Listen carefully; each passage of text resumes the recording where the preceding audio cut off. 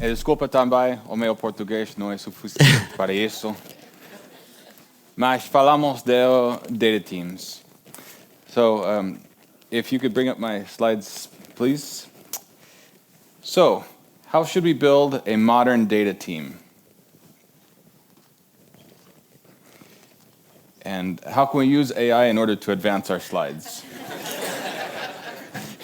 It should be able to think, I need to advance my slides for some reason.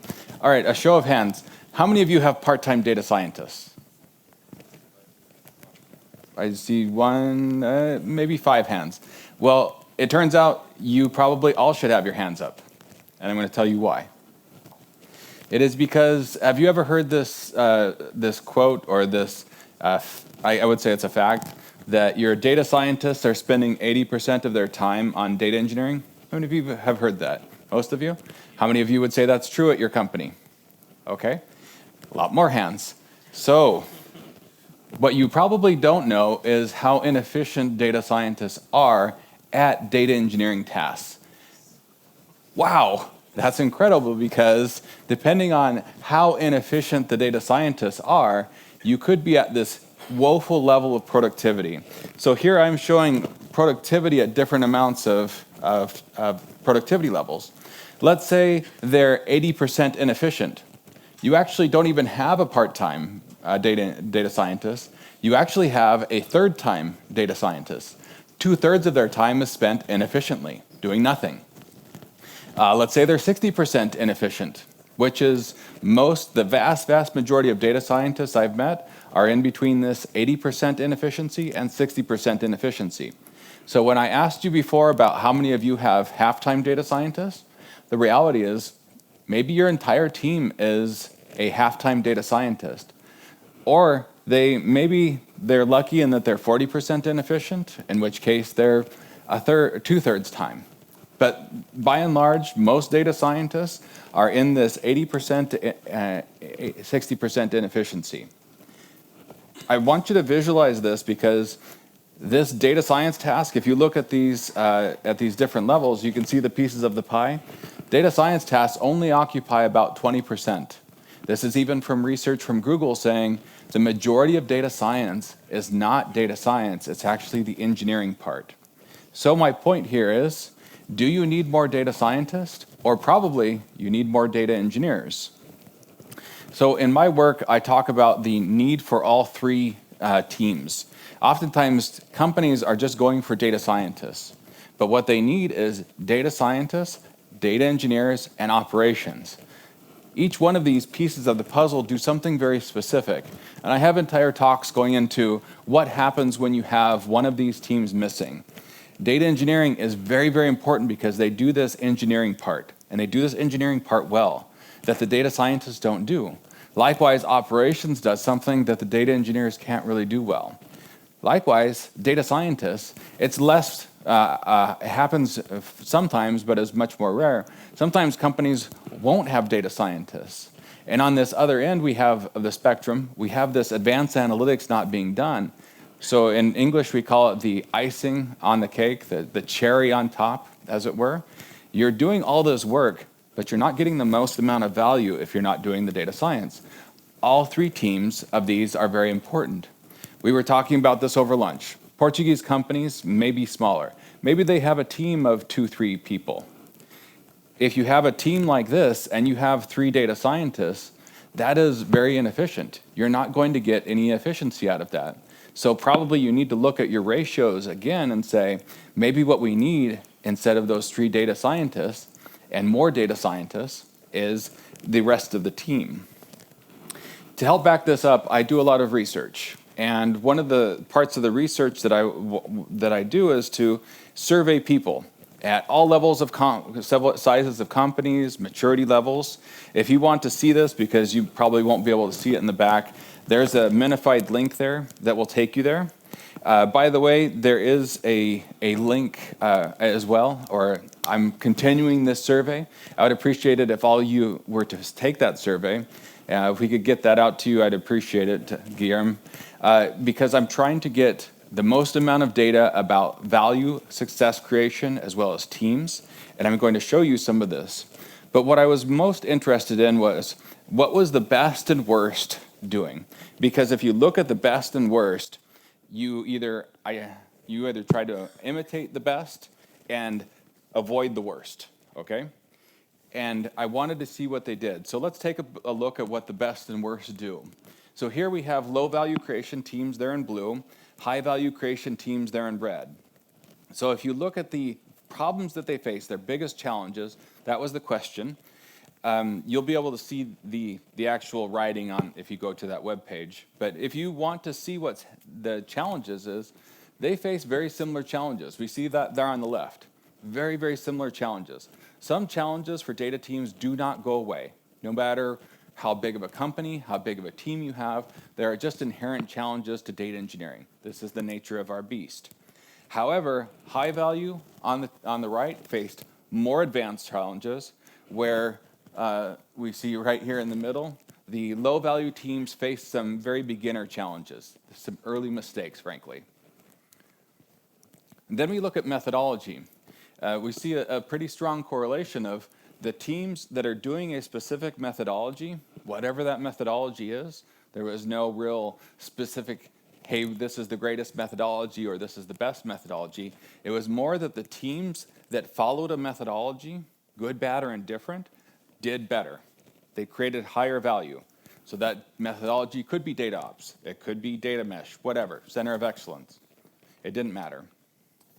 And then to my point before about the number of teams, here is a visualization just of how much value is being created. So if we look at these smaller teams here on the left, smaller teams created less value than the higher teams. And you could say, well, it's just because they're bigger that they created more value. This was still relative to the size of the company, where even if you had a very small company, very small team, you could still generate large amounts of value. But we do see this very strong correlation here of following these teams, having the right personnel in place does create value for companies. Then we see best practices, and this is where you see a real breakaway, a real change in the data, and that is that the high value teams followed the best practices, whereas the low value teams did not. Now, there's obviously a question of what those best practices are. You can go to the page and see how do you do those. We can talk more in the hall since we don't have very much time here. But I want you to take away from this: the best practices are what are a massive distinguishing factor between those who create high value versus those who create low value. So with that, I wanted to, I have a book, if you'd like to read it. It goes deeper into this, here's information about what happens, here's information about how the teams were. I would say one of the other big parts for you, or for everybody, is that I didn't just want it to be a book of my thoughts and observations, having done this for quite some time. I interviewed companies who'd have 10 to 20 years of experience on this, companies like Twitter. And I asked them, okay, what did this look like? What were the inflection points? So those case studies are a body of work that does not exist anywhere else. That data did not exist, those experiences did not exist anywhere, and I've tried to bring this out. So part of my work has not just been to speak at conferences. My work has been to help you. My work has been to show you these are the things that you should be doing in order to be successful. I'm really tired of seeing companies not be successful. And what's happening is that they're often making the same mistakes. So sometimes in Europe we say, we let the Americans do something. We'll let the Americans go off and be the trailblazers. They'll be the first ones to do this, and we'll learn from their mistakes. But what happens if you don't learn from their mistakes? What if you never hear about them and repeat their mistakes? Because this is exactly what's happening. These sorts of things, what you're seeing here, what you're hearing me talk about, I've been writing about this for the past 10 years. But if you've never heard about this and you're repeating these mistakes, you are repeating the Americans' mistakes, even though it's well known, and I've been publishing about it for quite some time. So do be careful there. So one other thing that Guillermo told me that our next speaker is not going to be here. So I offered to give you a few thoughts on generative AI, but specifically for data teams. I always try to make sure that what I speak about is actionable, very practical, something that I hope that you can go back to work and apply, okay? So let's talk about generative AI. Generative AI is a question that I have on my new survey this year. And I want to know about how teams are using generative AI, because there is a part to this that is very important, and that is code generation. Code generation is one that we're all talking about. That's one aspect of generative AI. But there's also an important part, and that is, how many of you have unstructured data? Human-generated data, it's conversations, it's comments in a database field. How many of you have that? Okay, a lot of you. How many of you have actually been able to access that in some fashion? None of you. Oh, a few of you. Okay, good. And you did this with generative AI? Not only, but yes. See, this is something that there's some dark data. There's some data that we have all in our databases that's actually super, super interesting. So one of the projects we did recently was for a dating website. And so what we did was we took the conversations between two people who were about to date, or were talking to each other about dating.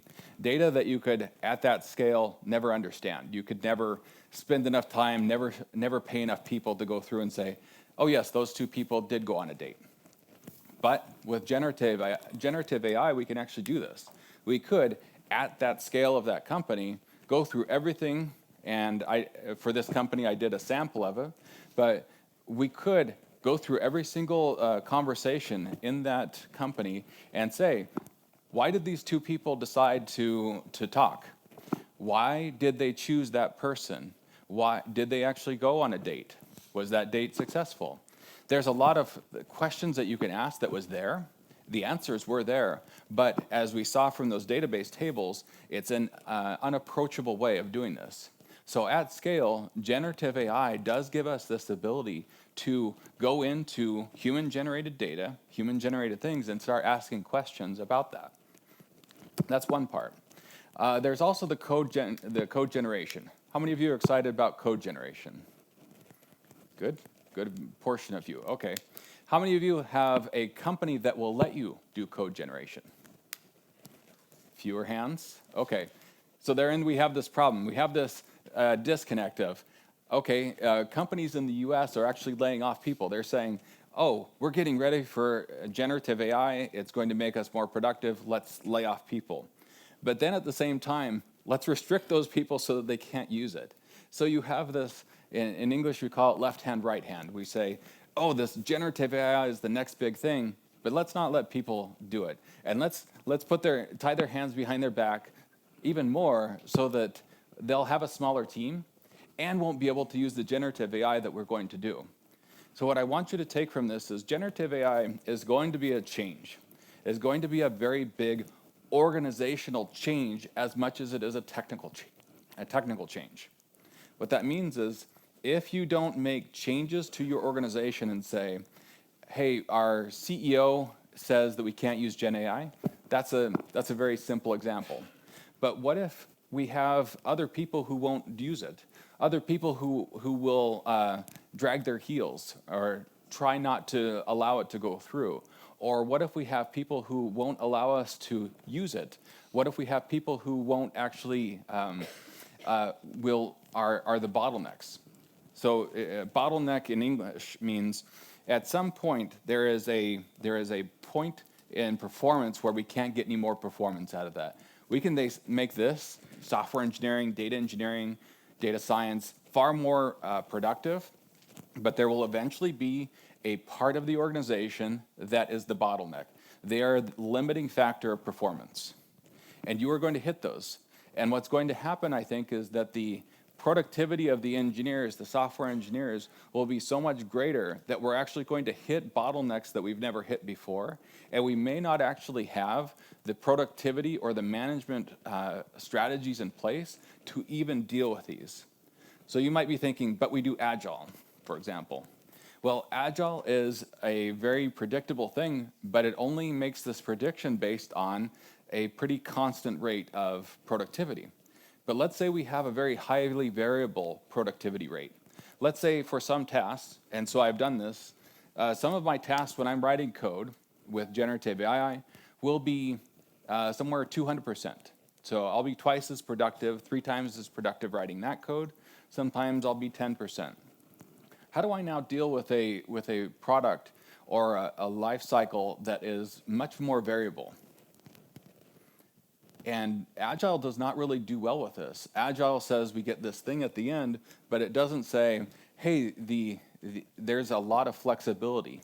So what I'm wondering is if we need to do more Kanban style, where as long as we can very clearly have a good backlog, that we can actually go through this and have a good backlog of the team will be as productive as possible, but they will actually go through the backlog and produce code. But that is going to create other limitations.